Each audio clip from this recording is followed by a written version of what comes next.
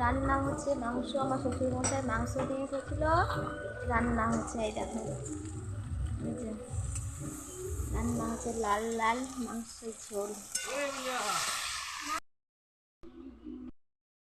এই দেখুন বন্ধু, আমার তরকারি কমপ্লিট। এই দেখো লাল লাল ঝোল, বাউ হয়েছে। দেখুন কি সুন্দর। এবার হবে পেঁয়াজ কলি সিম দিয়ে।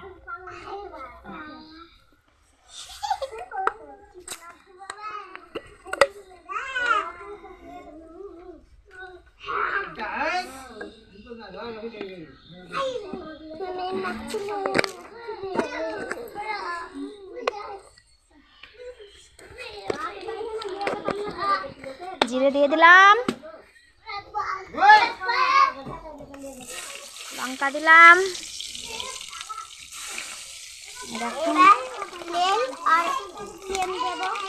সিম আর পেঁয়াজের কলি ভাত।